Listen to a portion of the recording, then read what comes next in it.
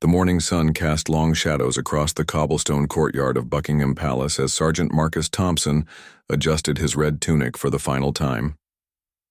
At 28 years old, he had served in the Queen's Guard for 6 years, but today felt different. The weight of his ceremonial sword seemed heavier than usual, and an unexplained tension filled the crisp London air. Marcus stood at attention outside the main entrance, his black bearskin hat perfectly positioned, his polished boots reflecting the early sunlight. Tourists were already gathering behind the iron railings, cameras ready to capture the famous changing of the guard ceremony that would begin in 2 hours. Children pressed their faces against the bars, pointing excitedly at the motionless figure in his scarlet uniform. "Beautiful morning, isn't it?" whispered Corporal James Mitchell, who had taken position beside him. The two men had trained together at the Infantry Training Center and had developed an unspoken communication system during their countless hours of ceremonial duty. A slight movement of the eyes, a barely perceptible shift in stance. These small signals helped them stay alert during the long periods of required stillness. Marcus couldn't respond verbally while on duty, but he acknowledged his colleague with the slightest nod. His trained eyes continuously scanned the growing crowd. Years of military training had taught him to notice everything. The elderly woman in the blue coat who kept checking her watch, the young man with the backpack who seemed more interested in the building's architecture than the guards themselves, the family of 4 taking countless selfies near the gates. The palace grounds buzzed with their usual morning activity. Groundskeepers tended to the pristine gardens, their quiet conversations mixing with the distant hum of London traffic. Security personnel in civilian clothes moved strategically through the crowd, their presence nearly invisible to untrained observers but clearly recognizable to Marcus's experienced eye. As the crowd grew larger, Marcus noticed a man in his 30s standing alone near the front of the gathering. Something about his behavior struck the guard as odd. While everyone else chatted excitedly or took photos, this individual stood perfectly still, his hands buried deep in the pockets of his dark jacket. His intense stare seemed fixed not on the ceremonial spectacle, but on Marcus himself. The man had disheveled brown hair and wore ordinary clothes, jeans, sneakers, and a plain black jacket that looked too warm for the pleasant weather. His face appeared pale and drawn, with dark circles under his eyes suggesting he hadn't slept well. Most concerning to Marcus was the man's rigid posture and the way his right hand remained motionless in his jacket pocket, as if gripping something tightly. Minutes passed like hours as Marcus maintained his ceremonial stance. The strange visitor never moved, never smiled, never took out a phone to capture a photo like everyone around him. Instead, he seemed to be studying the guard's routine, noting the timing of Marcus's subtle movements and the positioning of other security personnel in the area. A tour guide approached the crowd with a group of excited visitors, her voice carrying clearly across the courtyard as she explained the history and significance of the Queen's Guard. "These soldiers are not just for show," she announced proudly. "They are active military personnel, highly trained and always ready to defend the royal family and the palace grounds." The strange man's expression shifted slightly at these words, a shadow crossing his face that made Marcus's instincts sharpen further. Something was definitely wrong. The guard had learned to trust his gut feelings during his military service, and every fiber of his being was now sending warning signals. Behind the growing crowd, Detective Inspector Sarah Chen of the Metropolitan Police's Royalty and Specialist Protection Command was also watching. Though dressed in casual clothes and appearing to browse the souvenir stand across the street, she was actually conducting routine surveillance of the palace perimeter. Her earpiece crackled softly with updates from other undercover officers, positioned throughout the area. Chen had 20 years of experience in protective security, including several years specifically focused on threats against the royal family. She prided herself on reading people and situations, skills that had prevented numerous potential incidents over her career. Like Marcus, she had noticed the solitary figure in the dark jacket and felt something wasn't right about his presence. The detective began moving closer, weaving through the crowd while maintaining her cover as an interested tourist. She pulled out her phone and pretended to take pictures while actually documenting the suspicious individual and noting his exact position relative to the guard post and exit routes. Meanwhile, Marcus continued his vigilant watch. The ceremonial duties required him to remain motionless for extended periods, but his military training allowed him to stay alert and ready for action at any moment.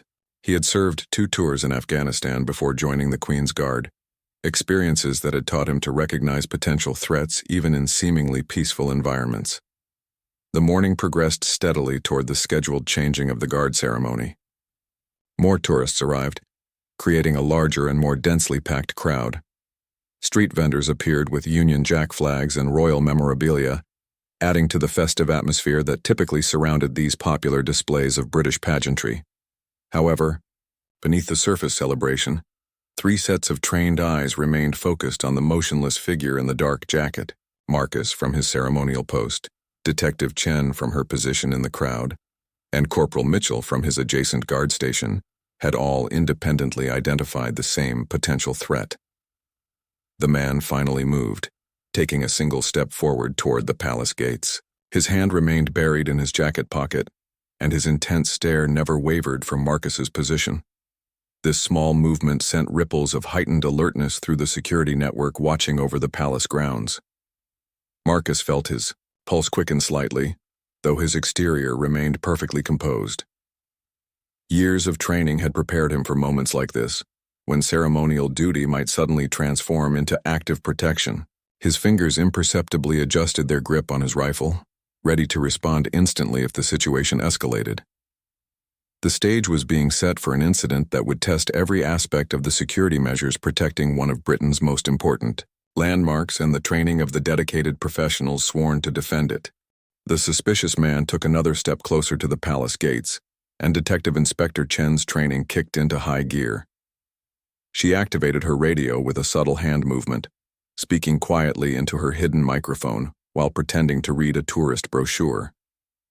"Control, this is Chen. I have eyes on a potential threat. Male, approximately 35 years old, dark jacket, positioned 10 meters from the main gate. Subject displaying suspicious behavior patterns, requesting additional units to my location." The response came immediately through her earpiece. "Copy that, Chen. Units Alpha 2 and Bravo 3 are moving to support positions. Maintain observation and report any escalation." Marcus noticed the man's behavior becoming increasingly erratic.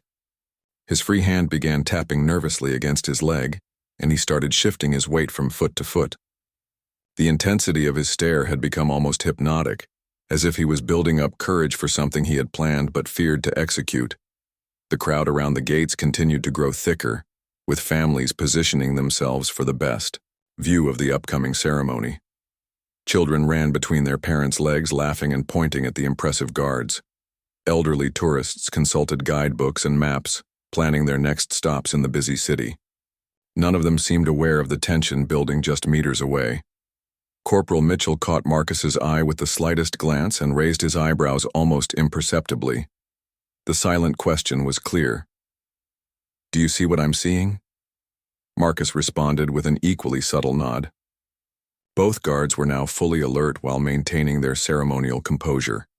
The man in the dark jacket suddenly reached up with his free hand and wiped sweat from his forehead despite the cool morning temperature. This nervous gesture sent another wave of concern through the watching security personnel. Detective Chen began moving closer, using a family with young children as cover while she positioned herself within immediate response distance.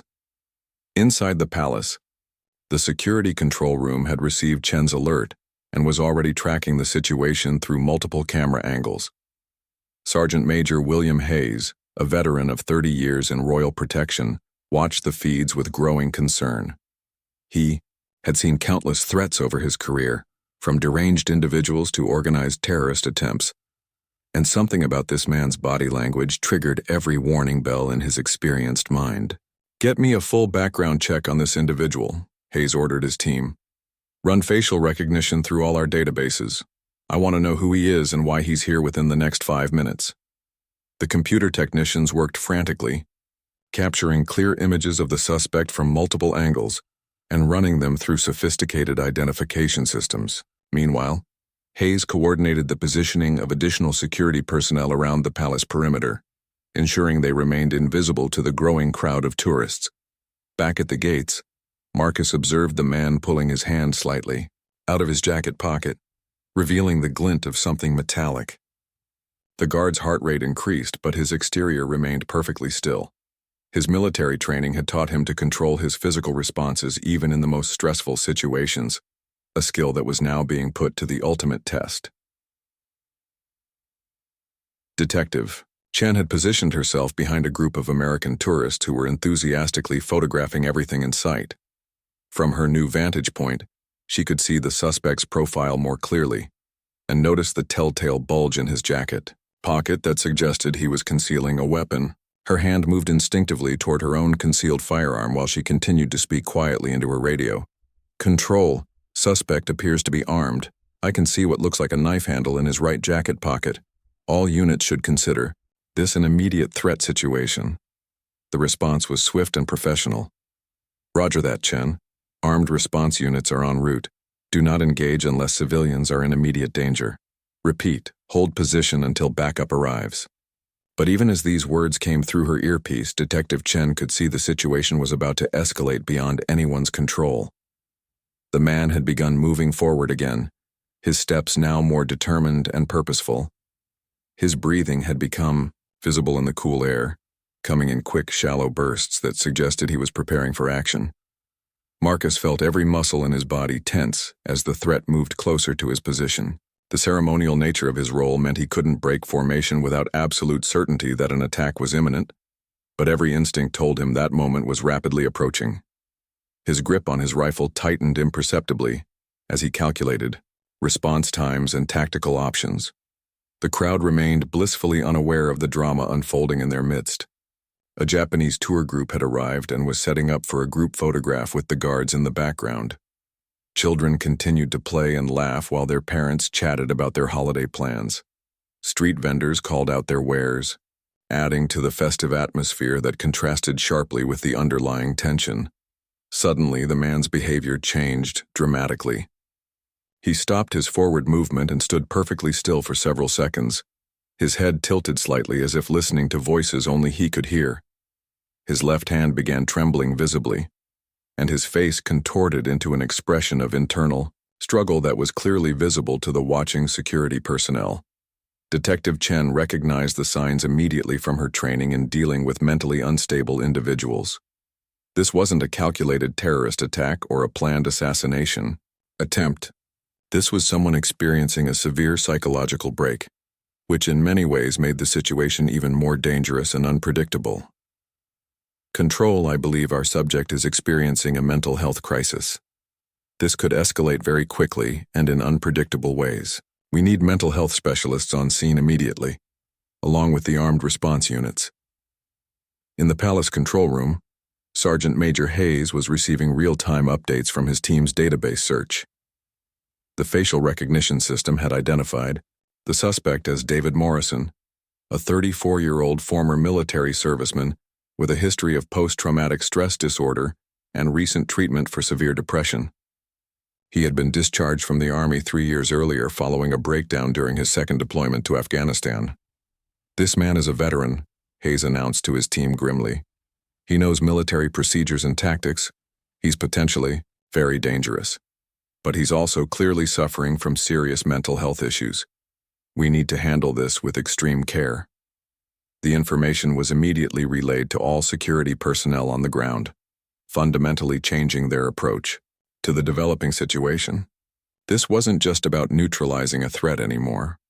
It was about trying to save a troubled veteran while protecting the hundreds of innocent civilians in the immediate area.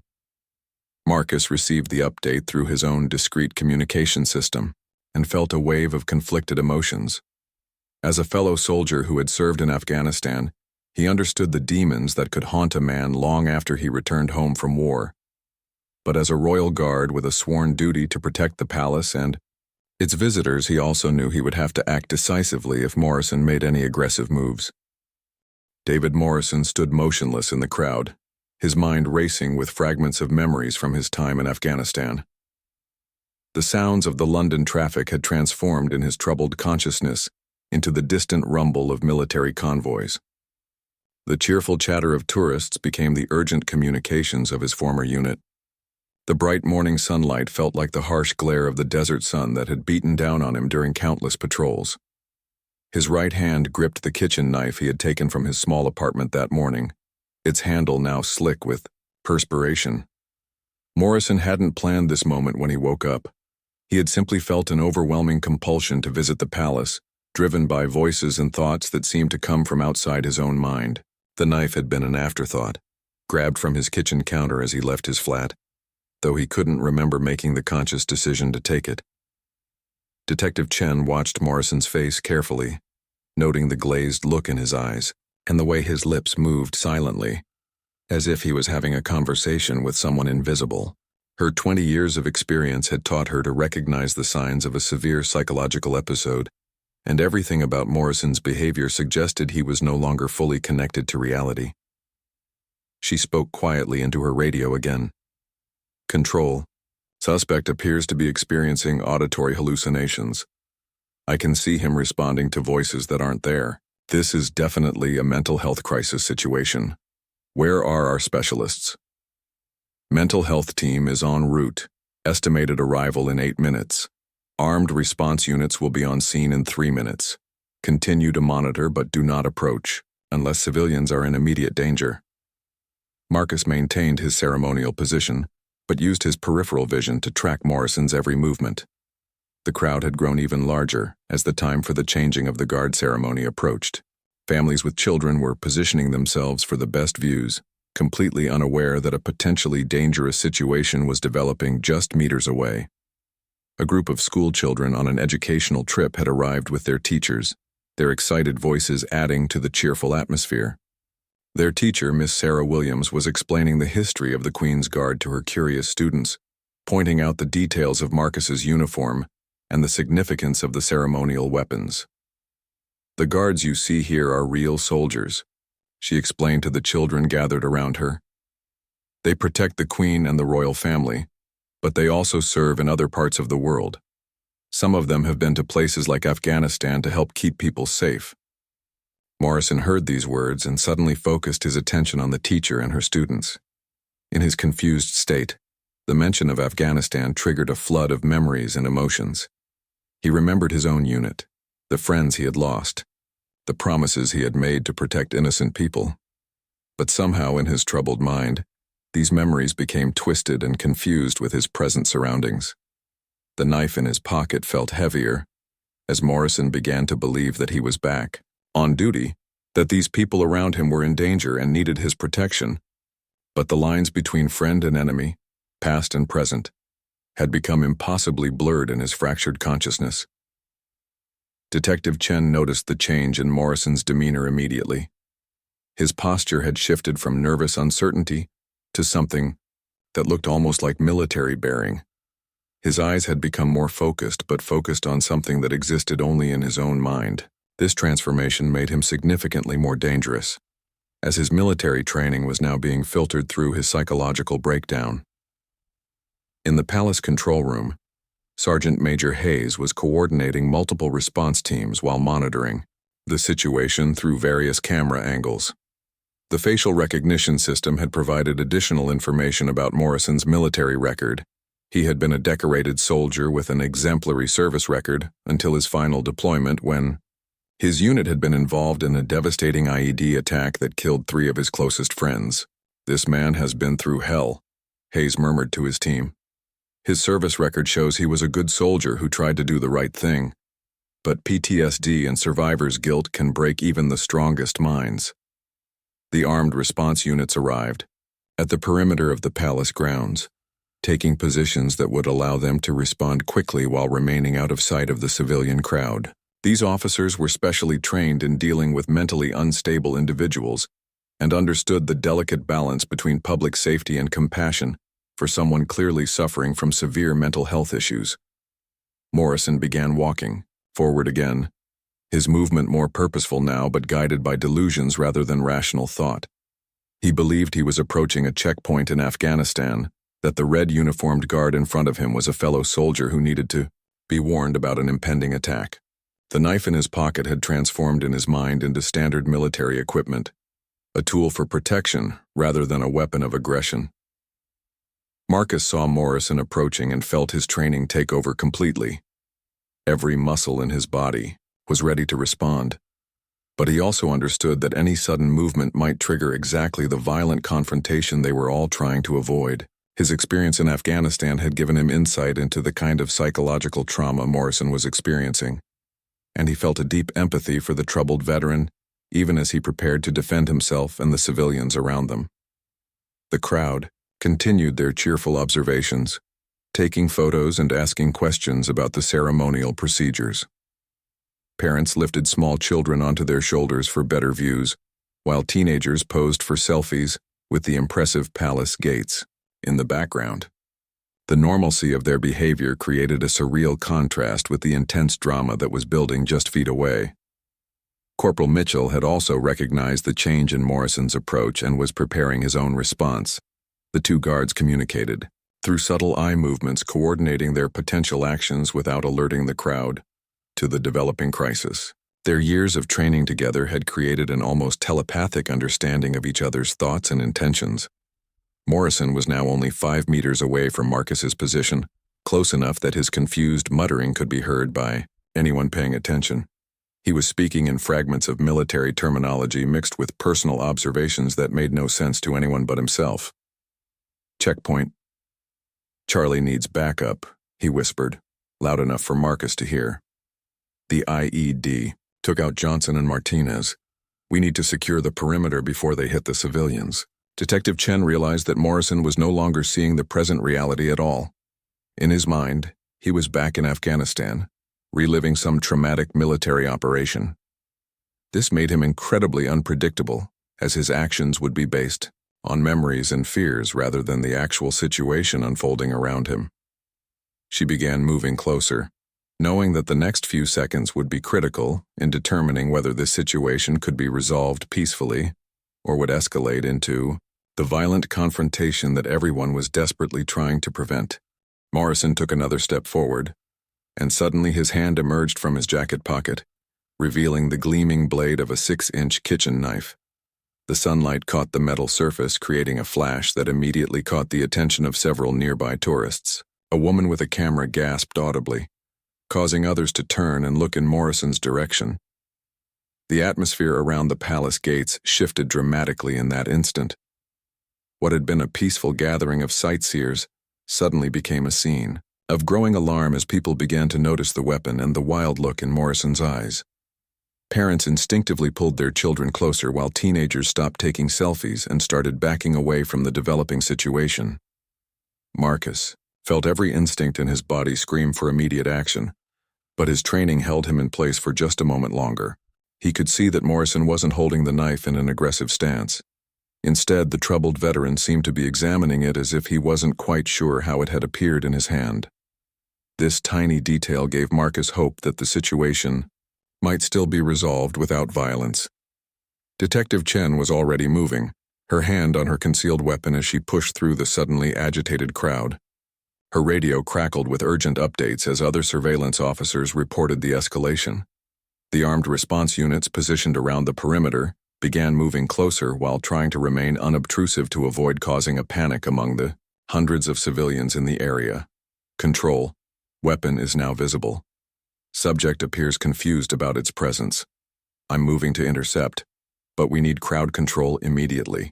This could turn into a stampede if people panic. Morrison looked at the knife in his hand with genuine bewilderment, as if seeing it for the first time.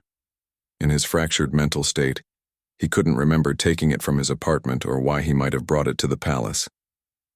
The reality of his present situation began to penetrate his delusions, and for a brief moment, his eyes cleared with a look of horror at what he was holding. I didn't mean... He began to mumble, but his words were lost as another wave of memories crashed over his consciousness. Suddenly, he was back in that devastating day in Afghanistan, when his unit had been ambushed. The knife in his hand became the weapon he had used to cut through debris, frantically searching for survivors after the IED explosion that had killed his best friends. Marcus recognized the exact moment when Morrison's psychological break deepened. The veteran's posture changed again, this time becoming more agitated and desperate. His grip on the knife tightened, and he began looking around frantically as if searching for enemies that existed only in his traumatized memory. The school children and their teacher were still positioned dangerously close to Morrison's location. Miss Williams had noticed the commotion and was beginning to sense that something was wrong, but she hadn't yet seen the weapon. Her students, ranging in age from 8 to 10 years old, continued to chatter excitedly about the guards, completely oblivious to the danger developing around them. Corporal Mitchell made a subtle hand signal to Marcus, indicating that he was ready to act if the situation escalated further. The two guards had developed contingency plans for various threat scenarios during their years of service together, and both men knew exactly what their roles would be if Morrison made any aggressive moves toward the civilians. Morrison suddenly lurched forward, stumbling slightly as his psychological distress affected his physical coordination. The knife waved dangerously close to an elderly tourist who had been standing nearby, causing the man to cry out in alarm. This sound triggered a ripple effect through the crowd as more people became aware that something serious was happening. "Gun, he's got a gun," someone shouted incorrectly, their fear transforming the knife into an even more terrifying weapon in their panicked perception. This false alarm created exactly the kind of mass hysteria that the security forces had been trying to avoid. Detective Chen pushed harder through the crowd, knowing that she had only seconds before the situation spiraled completely out of control. Parents were grabbing their children and running, creating a dangerous crush of people all trying to move away from Morrison at the same time. The peaceful tourist gathering was rapidly becoming a chaotic scene of fear and confusion. Morrison heard the screaming and saw people running, which in his disturbed mental state confirmed his delusional belief that he was in the middle of a combat situation. His military training, distorted by his psychological breakdown, told him that he needed to take decisive action to protect the civilians he believed were under attack. "Everyone get down," he shouted, holding the knife above his head in what he believed was a protective gesture. "Incoming, take cover." To the terrified crowds, Morrison's actions looked like the threatening behavior of a dangerous attacker. But to Marcus, who had served in similar combat situations, the veteran's words and movements had the unmistakable pattern of someone trying to warn others about incoming enemy fire. This recognition gave the Royal Guard a crucial insight into Morrison's mental state and potential next actions. The armed response units were now moving rapidly toward the scene, but they faced the challenge of navigating through hundreds of panicking civilians without causing even more chaos. Their training had prepared them for many scenarios, but managing a mental health crisis in the middle of such a densely populated tourist area presented unique difficulties. In the palace control room, Sergeant Major Hayes was coordinating the Yaren response while trying to minimize the potential for casualties. He had direct communication with all the security personnel on the ground and was making split-second decisions about positioning and tactics. "All units, remember this is a veteran having a psychological episode, not a terrorist attack. Our goal is to disarm and detain with minimal harm to the subject and zero harm to civilians. The crowd is already panicking, so any use of weapons will make this situation significantly worse." Marcus made his decision in that crucial moment. Instead of waiting for backup or following standard protocols for dealing with an armed threat, he chose to break from his ceremonial position and attempt to reach Morrison before the situation deteriorated further. His decision was based on his understanding of combat trauma and his belief that Morrison could still be reached through his confusion. The Royal Guard stepped forward, abandoning his motionless stance for the first time in hours. His movement was deliberate and non-threatening, his ceremonial rifle held in a passive position as he approached the troubled veteran. The crowd around them continued to scatter, but Marcus's focus was entirely on Morrison and the knife that wavered unsteadily in the man's trembling hand. "Hey there, soldier," Marcus called out in a calm, steady voice that cut through the chaos. "I can see you're trying to help these people. I'm here to help too. Let's work together on this." Morrison's wild eyes fixed on Marcus's red uniform, and for a moment, the recognition of a fellow serviceman penetrated his psychological fog. The knife lowered slightly as he processed this new information, torn between his delusions and the reality of the situation unfolding around him. Morrison's eyes locked onto Marcus's approaching figure, and for a brief moment the chaos around them seemed to fade into the background. The red uniform registered in his confused mind as something familiar, something from his military past, that he could trust. But the knife remained in his hand, still representing a significant threat to everyone in the immediate area. "You're military," Morrison said, his voice filled with a mixture of relief and confusion. "I knew they'd send backup. The situation here it's bad, Sergeant. Really bad. The civilians are in danger, and I think some of my unit might be down."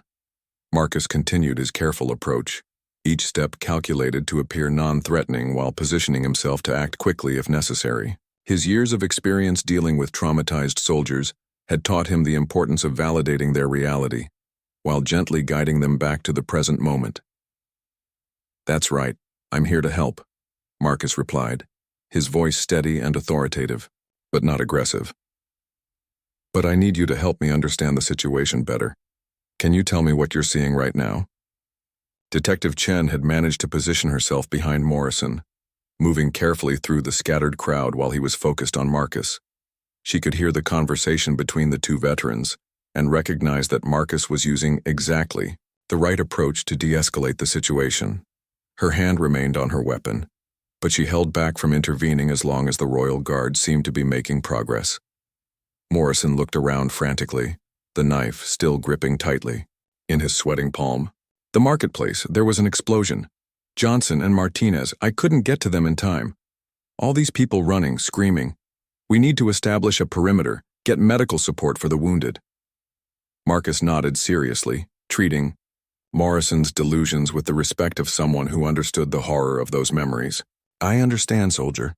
Those were tough times. But look around carefully now, really look. Do you see any wounded that need immediate attention right here, right now?" The question forced Morrison to focus on his immediate surroundings rather than his traumatic memories. His eyes began to clear slightly as he took in the actual scene around him. Tourists backing away in fear, children crying, the ornate gates of Buckingham Palace instead of the dusty streets of Afghanistan. The contrast between his memories and reality created a moment of confusion that Marcus immediately recognized as an opportunity.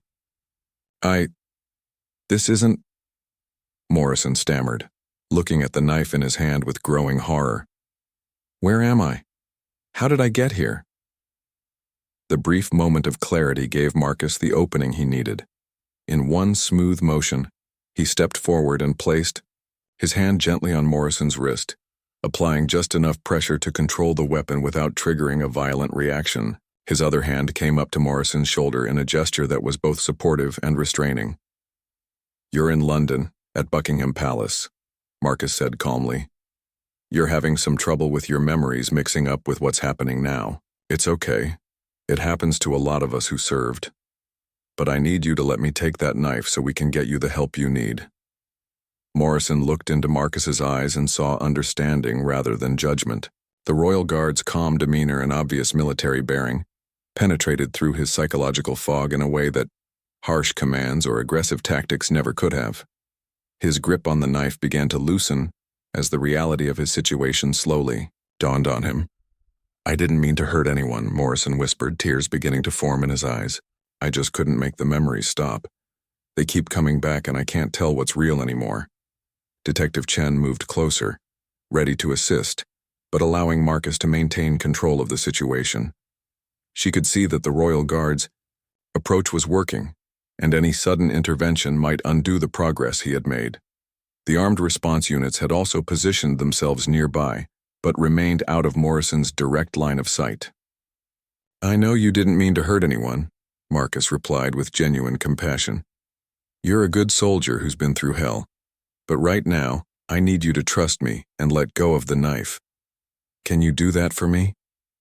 Morrison's internal struggle was visible on his face as he fought between his delusions and the growing awareness of reality. The knife trembled in his hand as conflicting thoughts raced through his mind. Part of him still believed he was in a combat zone, but Marcus's calm presence was creating a bridge back to the present moment. The crowd had mostly dispersed to a safe distance, but many people remained to watch the drama unfold. Parents held their children close while keeping their phones ready to record what they assumed would be a violent confrontation. None of them could hear the quiet conversation between the two veterans, so they couldn't understand the delicate, psychological work that Marcus was performing. Corporal Mitchell had moved to support his colleague while maintaining a position that would allow him to protect the remaining civilians if the situation escalated. His respect for Marcus's handling of the crisis was evident, but he remained ready to act decisively if Morrison's psychological state deteriorated further.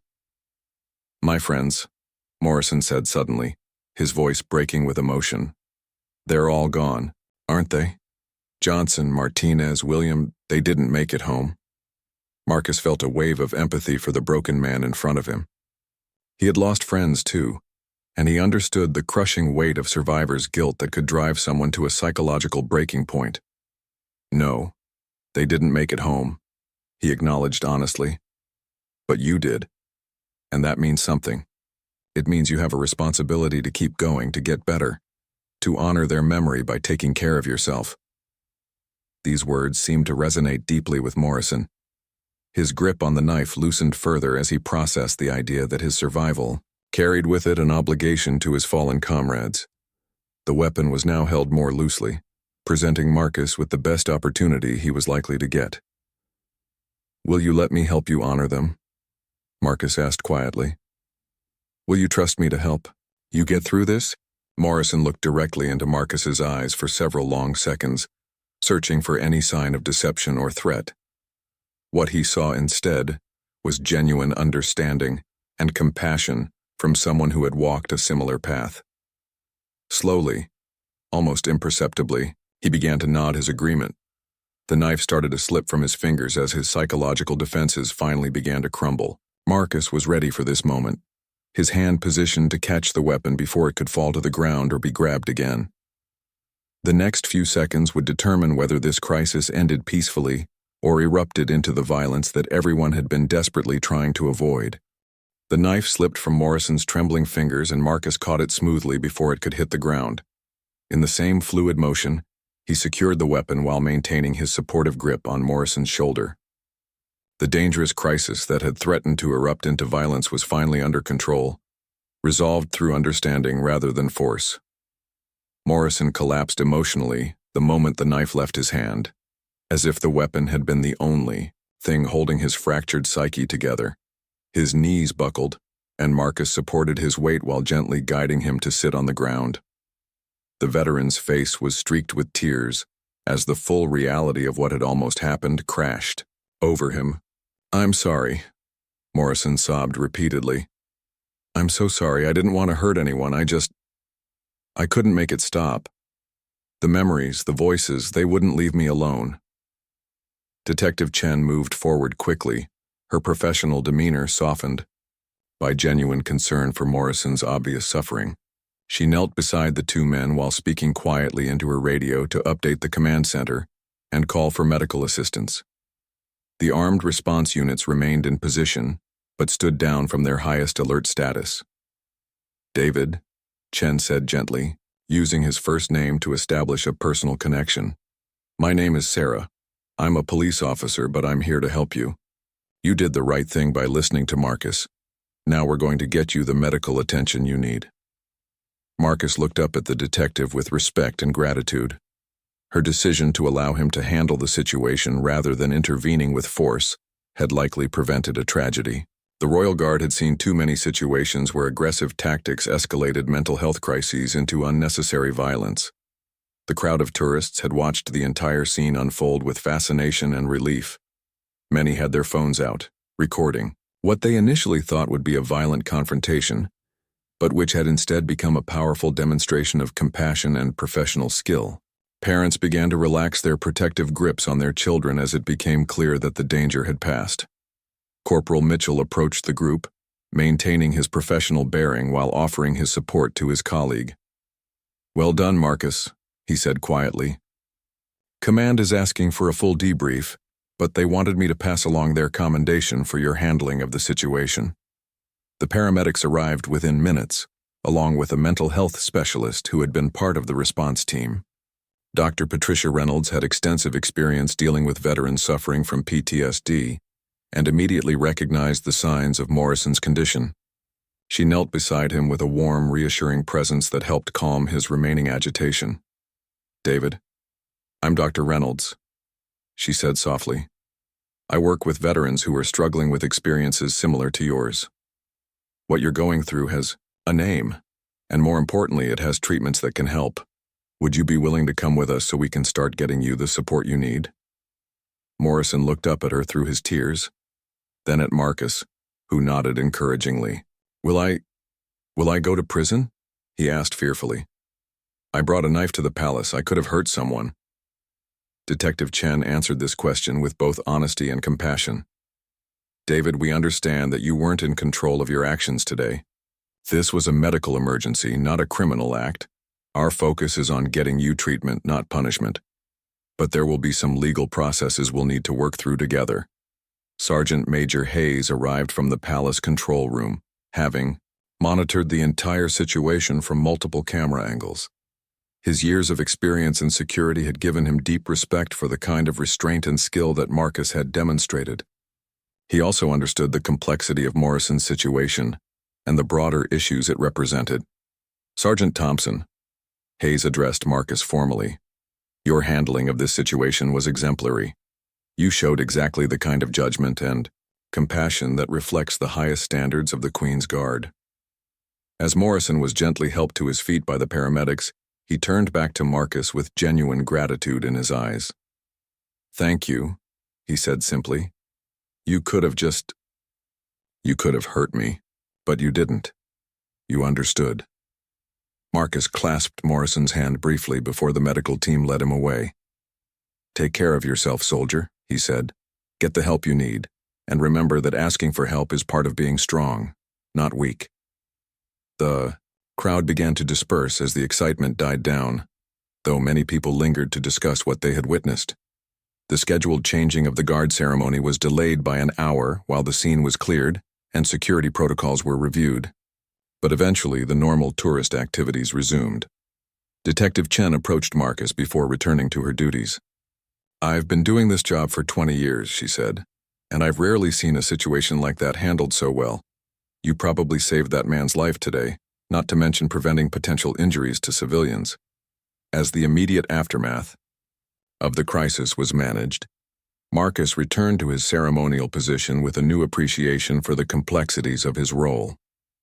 The incident would be reviewed extensively by security experts and mental health professionals, contributing to better training and protocols for similar situations in the future. Morrison was taken to a specialized facility where he could receive comprehensive treatment for his PTSD and other mental health issues. The knife that had represented such danger was secured as evidence, but more importantly, the man who had wielded it was finally getting the help he had needed for so long. The story of what happened that morning at Buckingham Palace would be retold many times in the days and weeks that followed. It became an example of how understanding, training, and compassion could transform a potentially tragic situation into an opportunity for healing. Marcus's actions demonstrated that sometimes the greatest courage lies not in using force, but in choosing restraint and empathy when facing a fellow human being in crisis. The palace gates returned to their normal calm, with tourists, once again, gathering to watch the colorful ceremonies and take photos with the impressive guards. But for those who had witnessed the morning's events, there was a deeper appreciation for the human beings behind the ceremonial uniforms and the complex challenges they sometimes face in protecting both the public and those who threaten it.